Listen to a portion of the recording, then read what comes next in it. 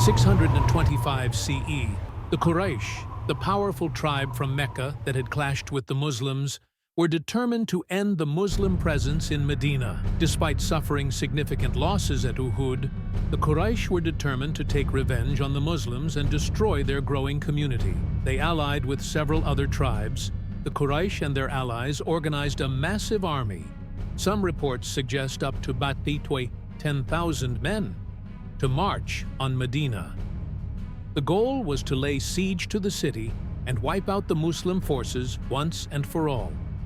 With the Quraysh's power, combined with the support of their confederates, the Muslims knew they were at a severe disadvantage in terms of military numbers. The trench.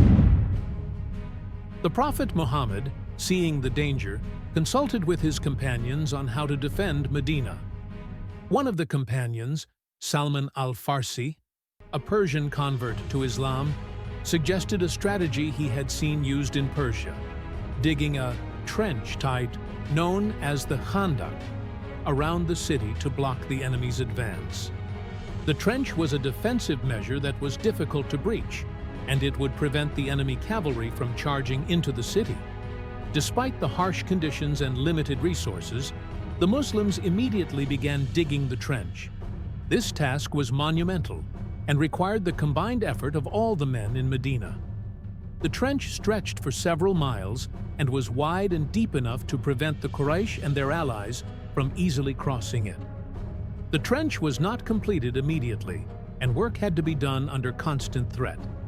But the Muslims worked relentlessly, even through difficult weather conditions, with many of them fasting and struggling due to the scarcity of food.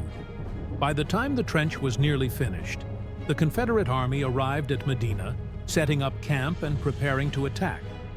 The Quraysh, unable to breach the trench and unable to use their cavalry, found themselves in a stalemate. For days, both armies faced off across the trench, but neither could take decisive action.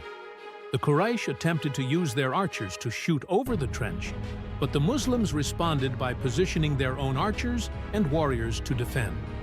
The trench essentially forced the two armies into a prolonged standoff, with neither side willing to make the first move. During this time, there were attempts at psychological warfare, with the Quraysh trying to demoralize the Muslims by shouting insults and threats. But the Muslims stood firm, resolute in their faith and unity. The Quraysh's allied tribes began to experience internal divisions and frustration. The siege was not progressing as planned, and the massive army had to deal with harsh weather, a lack of food, and dwindling morale. Meanwhile, the Muslims, although under siege, remained determined to defend their city and their faith. A key turning point came when Nawfal ibn Abdullah Harms, a Quraysh leader, was sent to cross the trench and attack the Muslims. However, he failed, and this failure led to a loss of confidence among the Quraysh leaders. On the 25th day of the siege, a storm struck the camp of the Confederates. This sudden storm disrupted the Quraysh army's tents and food supplies, throwing them into chaos. The wind blew fiercely, and the army's morale shattered. Some sources say the storm was considered by the Muslims to be a form of divine intervention, symbolizing that Allah was supporting their cause. The storm caused significant disarray, and the Confederate Army's unity began to collapse. Faced with the storm, logistical issues, and morale problems, the Quraysh leaders realized they could not continue the siege. They withdrew, abandoning the siege and retreating back to Mecca. The battle ended in a clear victory for the Muslims, despite the fact that no full-scale combat had taken place.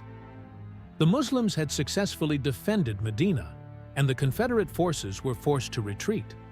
This battle was a pivotal moment in the history of early Islam, as it demonstrated that the Muslims could successfully defend themselves against a much larger and more powerful enemy.